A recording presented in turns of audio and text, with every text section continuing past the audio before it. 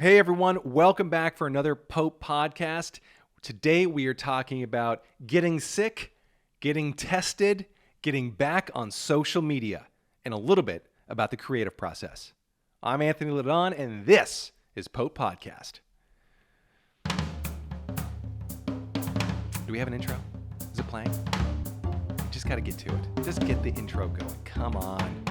Okay. All right. Here we go. What is going on, everyone? How are you? I am holding this microphone that is not designed to be held. Although the handle, it's where it connects to the cable, the microphone cable. It actually has a nice little, it kind of feels like it's a handle. It's not. It's not designed for that. But I was just too lazy to set up my little arm. I've got a little microphone stand arm thing. Is it a stand if it's hanging, if it's arm? No, and arms don't stand, they grab. But it's not a microphone grabber. I don't know what it is. Anyway, I'm excited to be here with you. I'm excited that you're here with me. So thank you for being here. I can't get over how goofy this really looks. Just because it's not like it's not even a microphone designed to be handheld. I read that Michael Jackson used this microphone. Not this exact microphone, but this type when he recorded Thriller. So that has no bearing. It doesn't matter.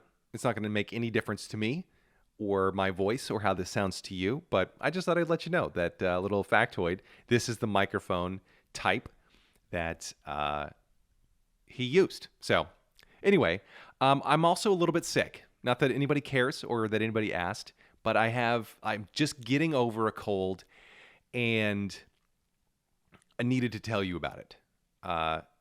It started off as just a sore throat, and I thought, have you? I don't know if your colds or flus, whatever this was, are the same way, but it starts off as just a sore throat, and then you say, you know what? This is the worst sore throat I've ever had. But looking on the bright side, at least it's not a full-blown cold or flu. And then the next day you're like, oh, it feels a little better. But then the third day you're like, oh, there's the full-blown cold/flu. Because then, you start with the whole 9 yards, the drip and everything else. You start hacking up stuff. And then it's every single time. I've been on this earth for 38 years, and you would think, I've only been like thinking vaguely rationally for a few years, and not even that well. But I've been here for long enough where I think I would know the standard operating procedure for how to treat a cold. You get the cold, you take a certain kind of medication. I think you should. I think that's the deal, right? You're supposed to. And then you just wait it out. Like you get better after a little while. But every single time a cold comes on, here's what should happen. Sore throat comes, take some medicine, ride it out. But what I do instead is I get a sore throat. I tell everybody about it.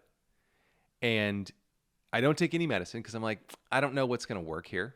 I audition different medications. So sometimes I'll take like a Benadryl. I'm like, oh, well, I didn't sleep well last night. I should probably get some sleep if I'm going to beat this thing. So I'll try Benadryl one night and also like 3 cocktails. I mean, not at the same time, but like that evening I might have a Manhattan and a martini or something. And you shouldn't, I'm not advocating mixing medications. It's a dumb idea. But like if you separate them by long enough, for me, my body, I'm okay. You know what, like we should just strike this whole thing because I don't want anybody to think, well, Anthony advised, since he's a medical professional, he advised that next time I get a cold, I have a couple of cocktails and then take a Benadryl. And no, I just want to be super clear. I'm not advising that. I did that because you feel like, oh, maybe I'll have a cocktail. It'll help me just ride out, get over this sore throat. And then you wake up and you feel, in addition to the sore throat, then you're like a little bit dehydrated and you're like, you're not like full blown hungover, but you just don't feel great, But I do that every year. every time this happens. Oh, and then like, yeah. So then I'm like, well, the Benadryl didn't work, or maybe it did work, but then I wake up in the middle of the night, so then I gotta have another Benadryl ready in the bed, not in the bed because that would be difficult to find, but on my nightstand. And then it's like, well, do I take Dayquil or NyQuil, afternoon Quil? You have so many options, and they're all so confusing. You would think with the number of colds that I have had and the number of people that I know who have had colds and flus, do we starve it? Do we feed it? There's like the starve a cold, feed a flu or whatever, or it's sit in a tub of ice and chill and shiver until the evil goes away. That's another option. Obviously I mentioned I advocated or I tried the the 3 Manhattans and a Benadryl. By the way, when I say those all together, I just need to say again, I'm not like pounding those things. It was over the course of like 5 hours. Okay. It's like, oh, I'll have a Manhattan. And then a couple hours later, maybe I'll have another one. And then, you're passed out. And then I'm like, well, maybe I'll have a Benadryl, to help keep the sleepies going. That's, again, not what happened. I'm not trying to get myself in trouble here. Also not trying to kill myself. So again, Mom, if you're listening, since you're my only listener, it was fine. I'm alive. Yeah, boy, that took a turn. I just wanted to let you know that I had a cold, or that I have a cold and I'm getting over it, which is the reason why my voice doesn't have that normal husky, grumble to it. But oh, there it came back there for a second there. Yeah, there it is. Now, okay, no, now it's gone. But so yeah. Anyway, I'm getting over a cold, I guess is the point here, and which during the pandemic, or whatever we're calling this period now, where it's like it's not really a pandemic anymore because we have a vaccine, we have a way out. Not that everybody's taking it, but because of the microchips, obviously. But we have a way out, and I don't think it's called. I don't think we should call it a pandemic anymore. It's more just an annoyance now. But anyway, it's scary getting a cold because you start thinking like, well, do I take Dayquil or do I update my will?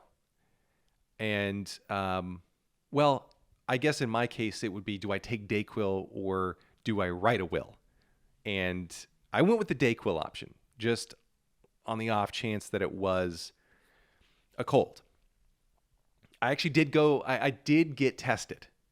I went mostly because it's so convenient. It's across the street next to a liquor store. So while, I could get tested and then go pick up whatever I need for Manhattans that night, which is, if you need the recipe, it's on my website, by the way, in the recipe section. It's just bourbon, some sweet vermouth, and 2 dashes of Angostura bitters, in case you're wondering. Just stir it, don't shake it, and pour it into a cocktail glass. Nick and Nora, or a coupe, or even I don't know the name for it, but like a martini shell, the V-shaped glasses. Anyway, but I did go get tested, and it was a wonderful experience. You book a time, and they text you 20 minutes beforehand. They said, Anthony, come on in. In about 20 minutes is your appointment time. And then and you get there, and then an hour later they see you, and it's nice. Like they bring you right back. Well, first they wake you up. They do wake you up because you've been sitting there for a while, and the nice Puerto Rican man next to you who's been arguing on the phone with somebody who I hope was not a relative of his. But after a while, and not fully speaking the language, or not even partially speaking the language, it does lull you to sleep. So they come out, you show up an hour later, you have fallen asleep, and they come out and they wake you up, and it's very nice. They're very gentle about it. They just scream, Anthony LaDon, get over here. And, that's, I wake up, I button my shirt back up, and then you go back there, and they're very nice. They say nothing to you. Actually, it's very it's like a weird. It's like being on an uncomfortable first date, where you have to do all the talking, and you're only talking because you're kind of nervous, and you want to distract them by, you want to make a lot of eye contact to distract them from looking at your pits because you're sweating a lot because you're nervous. And that's how all of my first dates went. Well, the one I had, and it was, I mean, it was good. It ended up well. We got married. So, I didn't totally blow it, but, the testing process is very nice. You sit down. They don't even tell you to sit down. I don't even know if I was sitting in the right place, but I sat down and they didn't move me. It was nice. They did confirm my name and my date of birth. They asked if anything medically was different than the last time. I said, well, I have a sore throat. They didn't smile. They didn't even bat an eye. I don't know if maybe they couldn't hear me because, through the mask, and then they had the mask on too, not covering their ears, and it was actually pretty silent in there other than my incessant rambling, my nervous babble, which is pretty much just like this podcast. So that's it. I basically gave them a free podcast, which is the price you're paying, which is kind of nice because we don't have any sponsors today and I'm bored. So that's why we're doing this. But okay, so the test where I'm in the room, I think it's the right room, and I think I'm in the right chair, and they just poke you right up in the nose. They just say pull your mask. They do tell you to pull your mask down, but they clarify just expose your nose. I don't know. I mean, I don't know how much heavy breathing I'm going to be doing at that time, but it's nice that they do say. And I said, well, you first, because I'm not going to just expose my nose first. They didn't find that funny, but I still said it, and they didn't like that, which may explain why the next part was over so fast. Also, like my first date, it ended without a bang, just not even a fizzle really, but it was a good one. But yeah, so they say expose your nose, and I'm like, you first, and they said expose your nose, and I did that, and then they don't even tell you to lean back or sit back. They just kind of push your forehead back, kind of like how you, not really aggressively, but also not like the gentlest ever, but it's kind of like how you would push a dog if you want it to move. Right? Because you can't just like ask it to move because it doesn't know. It's like, well, where do you want me to move? And you can't. It gets a little tough to explain to the dog where you want it to move when they don't speak English. And you can try Spanish and other languages, but it just doesn't work. So you need to forcefully push the dog, but you also don't want to be mean and harm the animal. Unless it's been bad, unless it's peed on the floor, and then. And even then, still, you shouldn't harm animals, or at least don't harm my animal. Like, I don't harm mine, and I don't think you should harm mine either. But anyway, okay, so, but yeah, that's how you want to kind of forcefully but not aggressively put, and that's what they did. They just pushed back my head, and then they just stick it in your nostril until you start crying. And then they don't even say good boy or good job. They just pull it right out, and then they stick it in the other nostril. So if in case you didn't have COVID in the second one, they want to make sure that they transfer it. It helps it spread faster in the nostrils. But that's what and then you start weeping out of the other eye again, and then you thank them profusely. And I said, so they did that. They stuck it up my nose, and then the other one, and I said, oh, that's it. I thought this was supposed to take a long time and be painful. And they just said, get out. And which is, I feel like a little bit gruff, abrupt, I think is the word I was looking for there. I realize they're not a paying audience, but I tried to lighten the mood a little bit. And the worst, the least they could have done really is say, that's not funny. At least to let me know that they heard. But as it stands now, I don't even know if I said anything.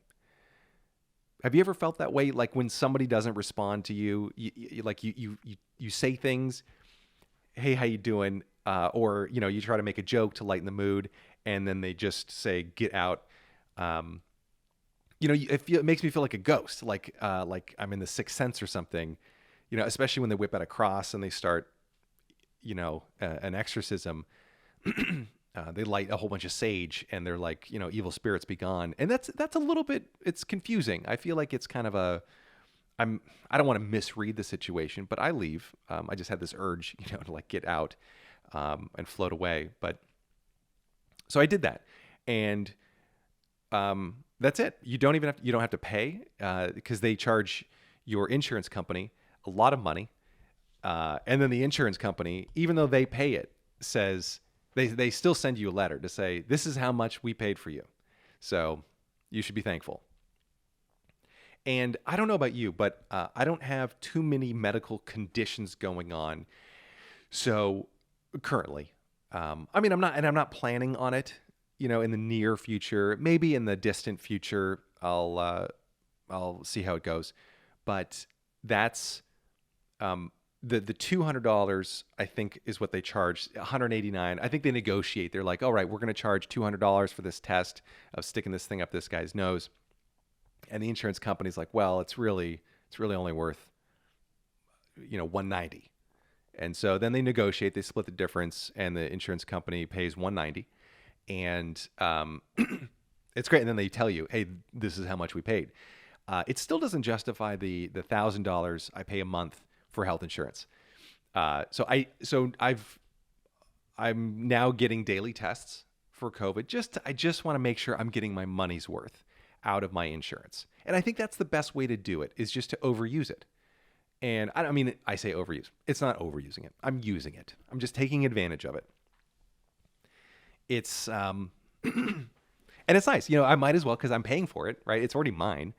And I think they're going to find that that's a good use. And maybe, after a while, they're like, you know what? We won't even send you the letter anymore.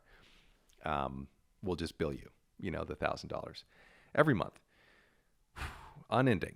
Haven't eaten for a few weeks because, the money, those commercials I book go pretty much just to pay for insurance. And I'm a provider for my family, and I don't provide much, but I provide the insurance for January and half of February. If we're counting, if we're keeping track,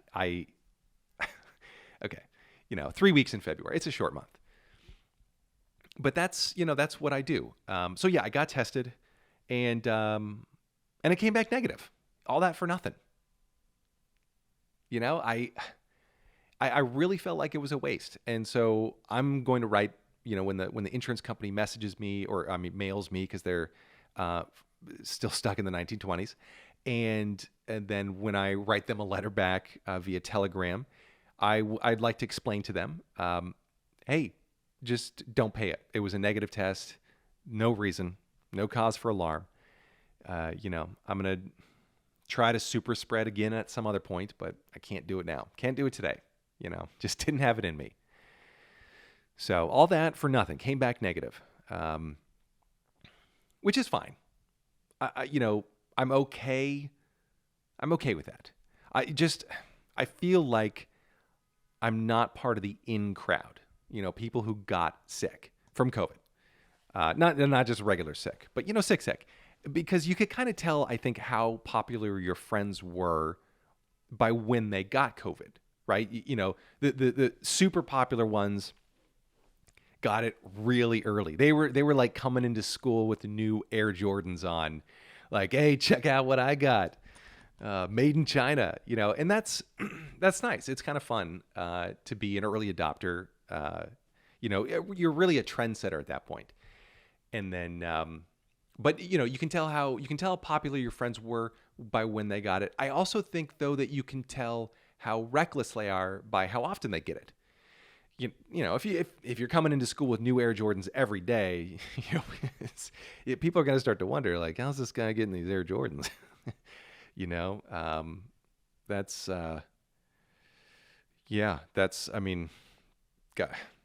if you have money, I guess, you can buy anything, including happiness. If Air Jordans make you happy, COVID probably doesn't, but yeah, So yeah, that's.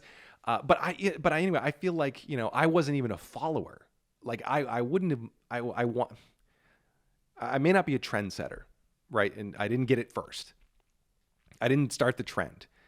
But I do wish I would have gotten it early, kind of on, as it was kind of coming into popularity. Now it's a little bit passe, I think.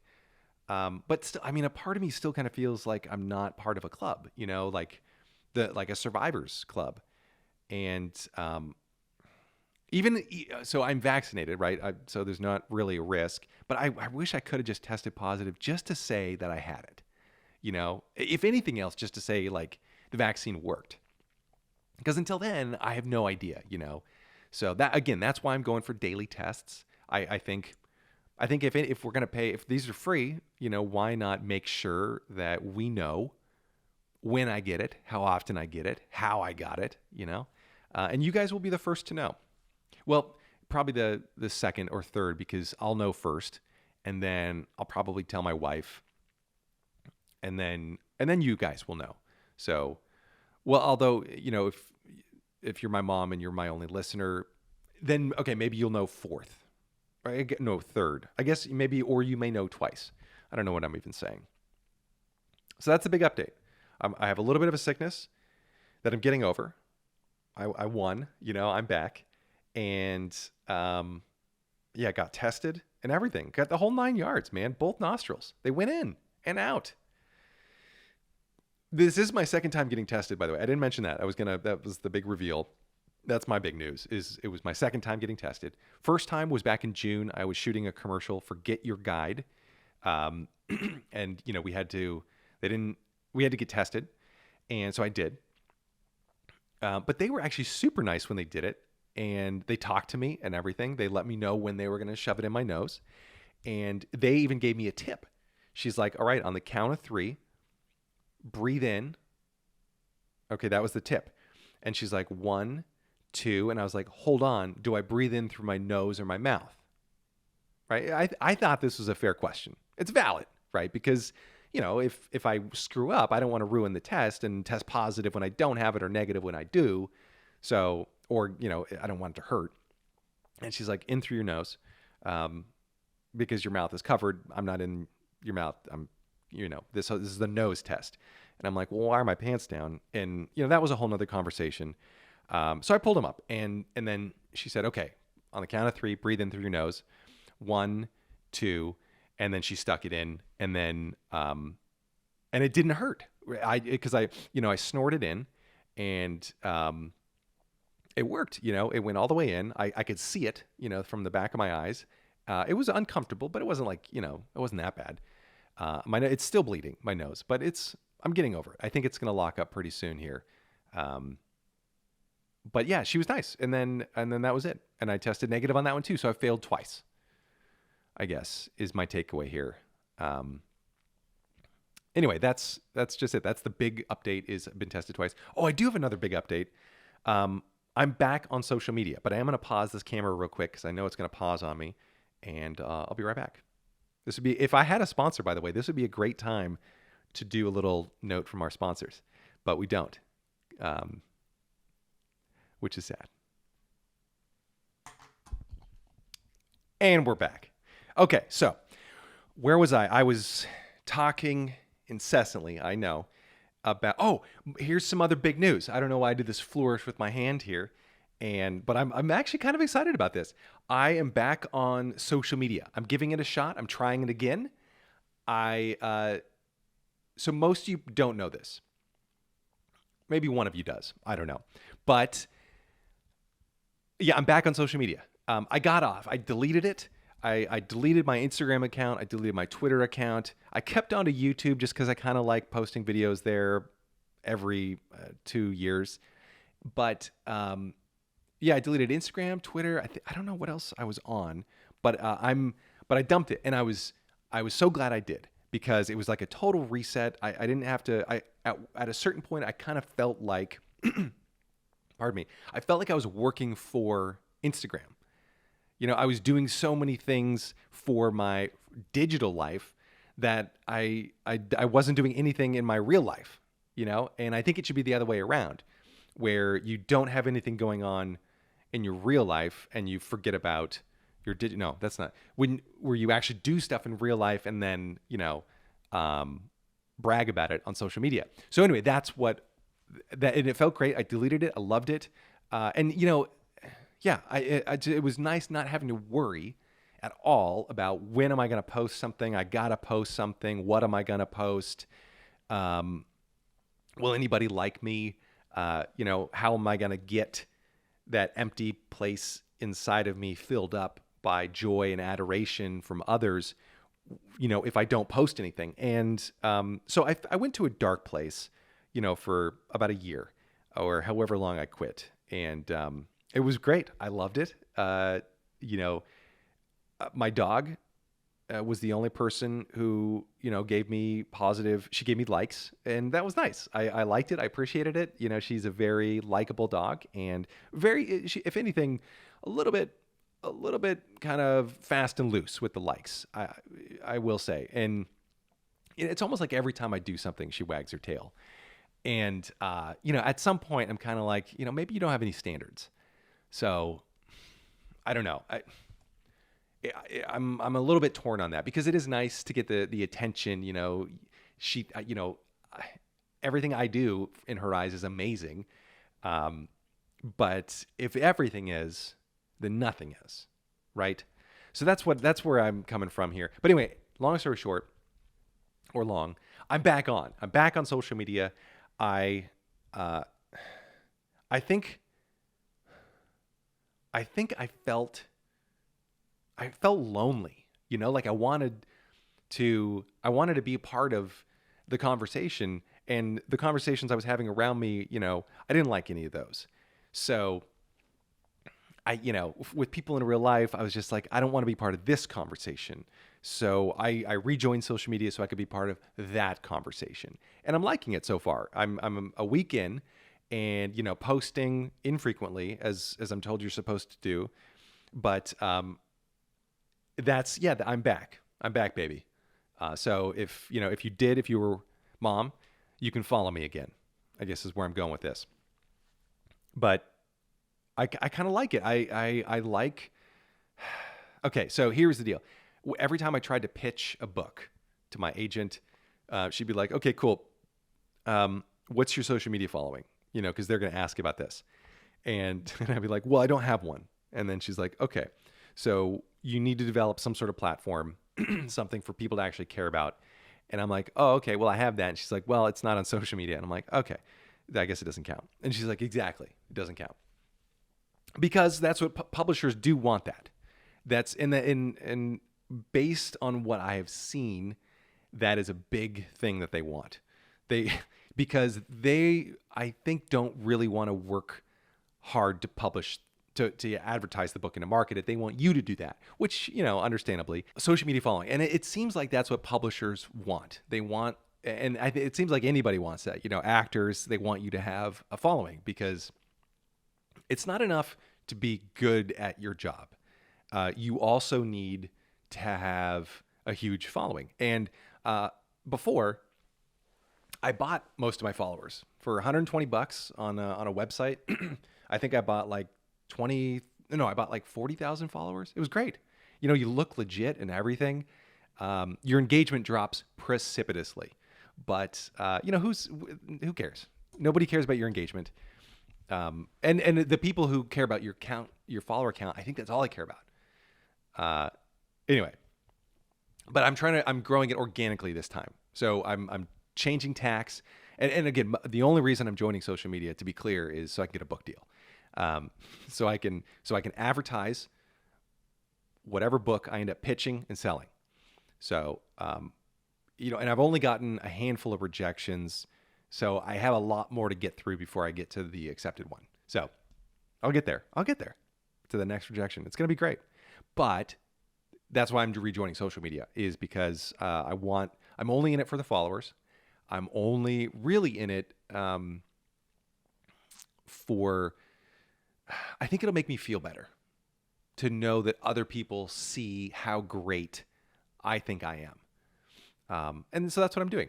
But I'm also sharing recipes on there just because, I know Instagram, people, the 25-year-olds that are like in charge of Instagram, will tell you you need to focus on just one thing, right? Just focus on your one thing and do that. And I think they're wrong, because that seems it's a little bit boring to me, I think, because I do a couple of different things. So anyway, that's what I'm. It's mostly going to be a mouthpiece for my brand, for this podcast, for funny stuff. That's what that's really the one thing I'm focusing on, is funny stuff. Even if I kind of sneak in some recipes in there and some food photography, because that's important to me and I love it. I love sharing it with you. But it's under the guise, there should be some jokes in there. Like I posted one. Well, I'll let you find it, but it's my. It's a one-line joke about a rigatoni alla arrabbiata recipe that I posted. And I'll let you find it. It's on Instagram. You can follow me there, or not, or don't follow me at all. Just completely ignore me. I'm okay with that, because now I'm back. But anyway, so I'm back. It's been fun.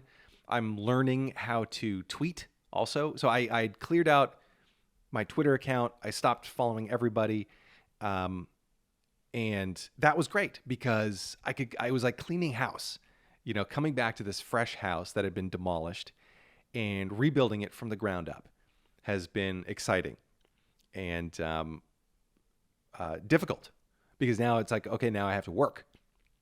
So now I'm trying to tweet as well, trying to put some funny stuff out there into the world.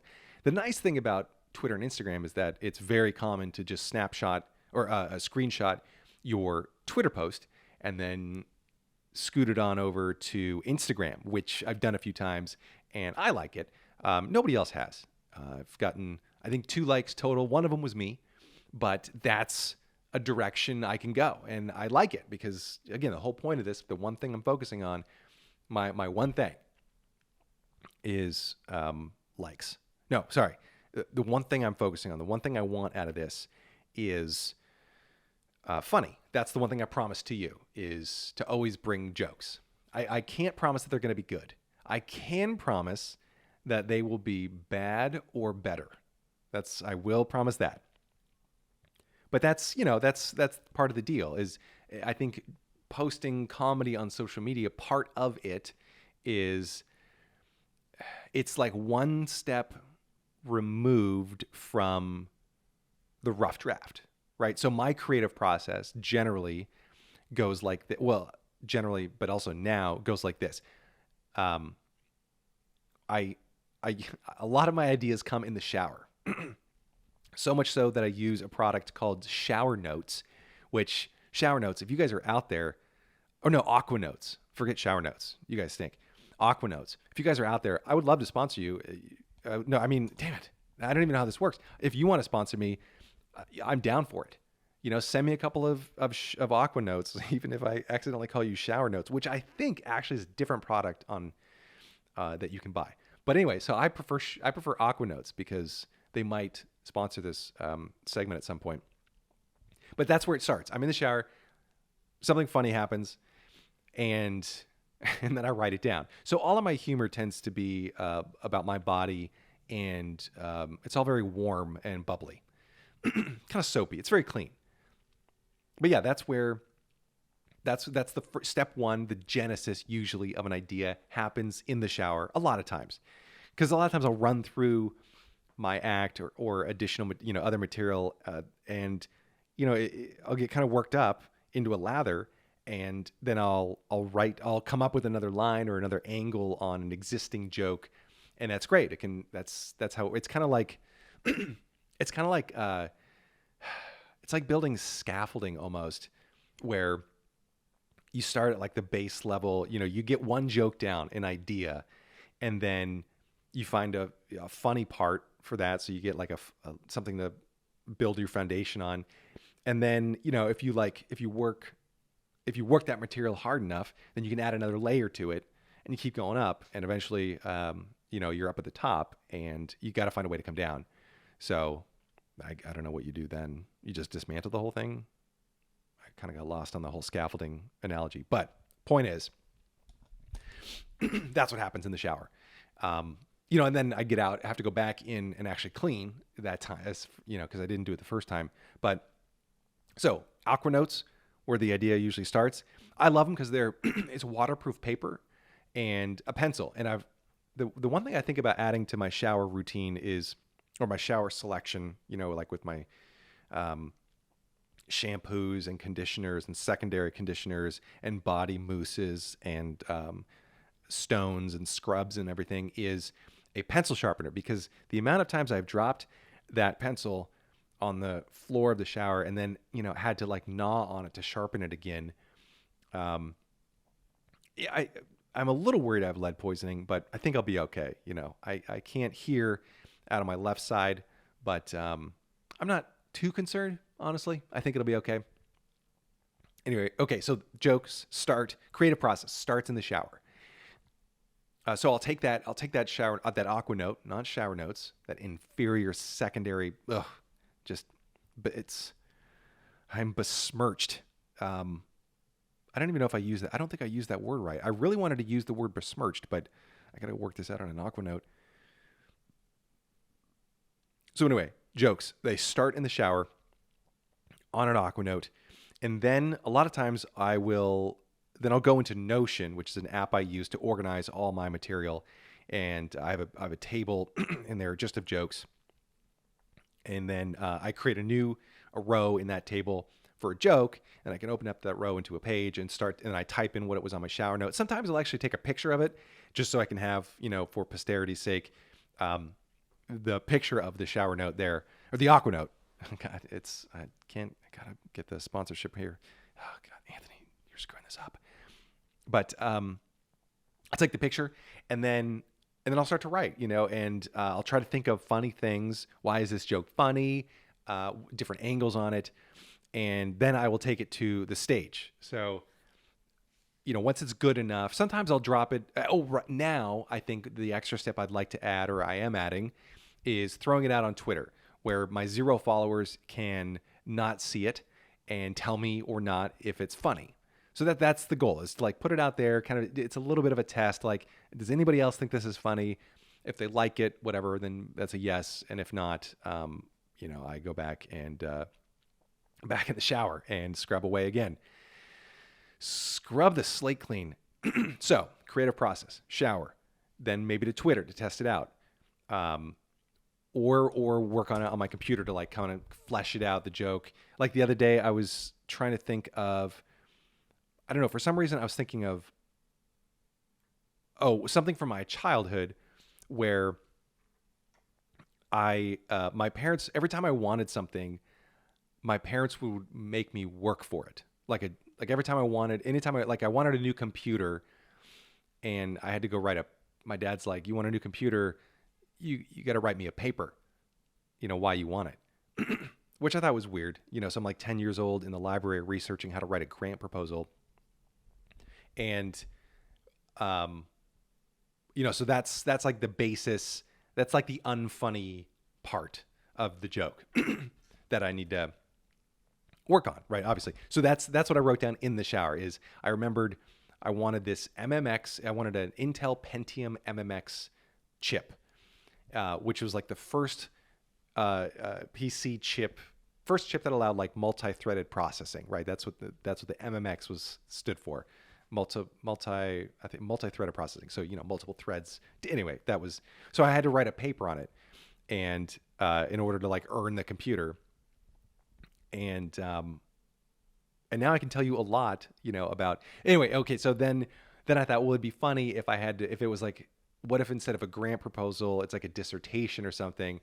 And I thought it'd be funny to have to say anytime I wanted something, I had to, I don't know if most people know about dissertations and how you have to go defend them with orals, right? But I had this image in my head of me saying like, anyway, Mom, Dad, here's how a computer will help enrich our lives. Next slide. Because I wanted to find some way to put this kid, in front of a PowerPoint, basically, is what I wanted. So, that joke obviously needs work, but that's the idea. Like, that's what I wrote down in the shower. And then I need to flesh it out, maybe test it out on Twitter. If there's, I don't know if other people had similar experiences growing up, where they wanted a toy, they had to work for it or do a certain job. Oh yeah, and then I thought about, well, what about allowances? Because that's kind of a different thing. A lot of people have them, other people don't, but they knew people that did, because that's kind of a thing. And I thought, well, it'd be funny. So I wrote down like allowances. Allowances are kind of weird because it's basically like your parents paying you just for being alive. That's one way that some families do it. Mine, we had to do chores every week.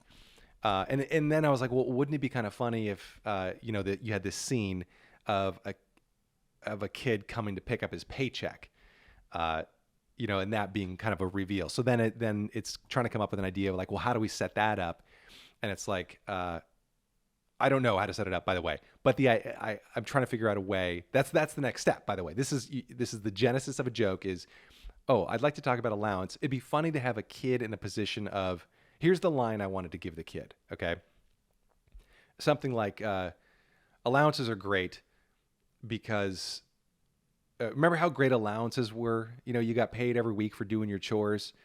You come outside from playing, your mom's like, hey, you want some lunch? And you're like, nah, I'm just here to pick up my paycheck.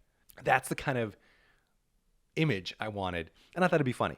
So, I guess I can add now another step to this process of working stuff out on this podcast, but that's my thought is, boy, every time you hear an edit point here, just know that it's because I was hacking up a lung or clearing my throat. Okay, so jokes, creative process, shower notes. Oh, God darn it. Aqua Notes. Then maybe to Twitter or to podcast, or at least written down in Notion. Again, Notion is the app I use. I use it to organize everything, by the way. All my recipes are in there. Any blog posts that I track them in there. All my jokes are in there. Excuse me. Meal planning is in there too. I keep, everything I cook and planning out for the week. That's all in there. Yeah. Okay. So then if I think it's kind of funny, then, and I've worked it out enough where I feel like this is going to get a few laughs, then I'll take it to the stage. And then I'll know for sure, is this working? Is this not working? For instance, I have this bit I'm working on about cooking and how cooking is kind of weird. Oh, I learned to cook as a kid, which is kind of weird because you're like, should we be playing with knives? In our cribs? And that's okay. It's not great, but it gets a little bit of a chuckle. So I'm like, okay, I'll leave it for now as I'm working on it. And then I have a line that I tested out that is working, and it's my grandmother taught me how to cook, but for the wrong reasons. She'd say things like, Anthony, you need to learn to cook to impress girls, which kind of sounds like, Anthony, you're never going to make the football team, stick to quiche. Okay, that works. Quiche is a funny word. And it's also funny to have a grandmother telling a kid, teaching him how to cook to impress girls because he's definitely not going to get any girls in school. Okay, but then here's one that didn't work, and because I wanted to extend this bit a little bit, and I wanted to add another line, and I said she'd also say things like, now, when you cook for your girlfriend's parents, be sure to take care of their knives. And Grandma, like in this situation, am I the boyfriend or the help? Okay, that's not, it doesn't get, it gets a chuckle. Because I think people are, just by the structure of the joke and the sentence, that's me telling them now you should laugh. I'm not particularly proud of it. I've tested it a few times. It's not very good. So it needs to be cut. But that's the beauty of this whole process is I can immediately figure out if this works or doesn't work. I can also kind of tell, like, I don't even think that one's tweakable. I think I should just ditch that one. I may save it for a rainy day, but it's not great. So anyway, that's the explanation of part of the creative process here. Genesis in the shower, which sounds like a punk band. Genesis in the shower, or maybe like a folk singer or folk band, like who's the Something in the Machine? It's like Genesis in the shower. I don't know. not Rage Against the Machine, but what's that woman's name? It's a woman's name, right?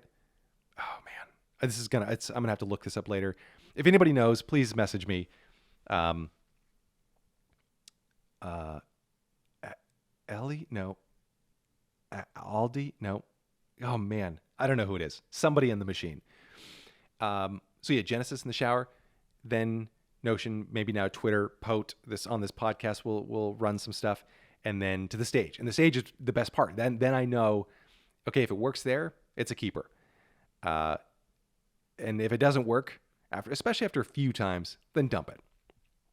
And I would say, by the way, if you're a comedian or just starting out and you don't know any of this stuff, I would not say test stuff at open mics. I think that's a great way to get demoralized early on. I think it's a good way. I think if you're advanced enough or you have such thick skin where let me rephrase that. A laugh at an open mic is not a bad thing. It's probably a good thing, but a lack of a laugh at an open mic is not a bad thing because nobody's paying attention at open mics.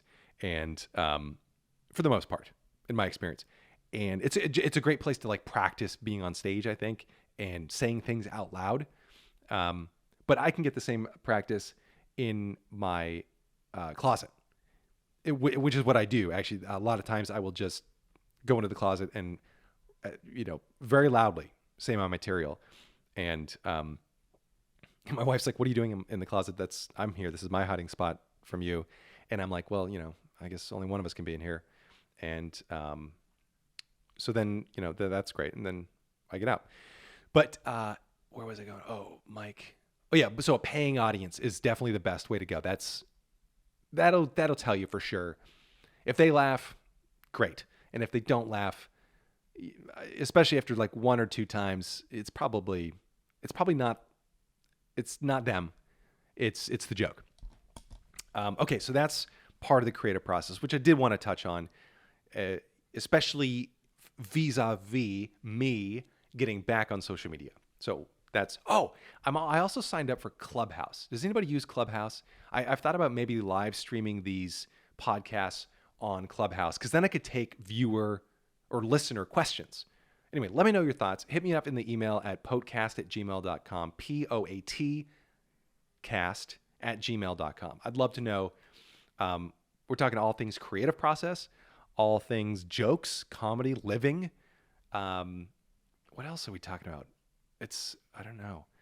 I have been trying to, I'm going to cut here. And then restart. Actually, we're going to end it here. This is a great spot. Thank you so much for listening. Thank you so much for watching. My name's Anthony Ladon, and this has been another episode of Pote Podcast. Be sure to follow me on Instagram now that I'm back up there. It's Anthony Ladon, just my name. And Twitter, same place. Follow me there as well. It's just Anthony Ladon. So pretty easy to remember if you know how to spell Ladon. I'm also on YouTube, unless you're catching this on YouTube, which you already know. And where else am I? I'm on Clubhouse now, Anthony Ladon. So I'm social everywhere. TikTok, that was another place. That's another way to kind of test material, which I should have mentioned before. But yeah, so I'm on TikTok at Anthony Ladon Official. Because some other little New Jersey paisan has already taken Anthony Ladon. And it's not me. Okay. Thank you for listening. Thank you for watching. I appreciate it. Go follow. Be sure to like and subscribe if you're watching this on YouTube, or just find a way to like and subscribe anywhere else. Be sure to rate and review. I appreciate that. I love 5-star reviews, especially if it's out of 5. That's always nice. When it's if it's out of 10, that gets a little rough sometimes. But I say, hey, I understand. If you don't like this, hit the like button twice on YouTube. That's always a great way to show your venture frustration is just to like it, or hit the down arrow twice, or the up arrow, the thumbs up once. You can tell how often I watch stuff on YouTube because I barely know how it works. Okay. Anyway, thank you so much. I wish I had music for an outro. I think I do somewhere. We'll have to see if I can edit that in here and start playing it now. Because I think now would be a good time for some outro music, right? Just to kind of help cruise on out. Yeah, that's it. Later.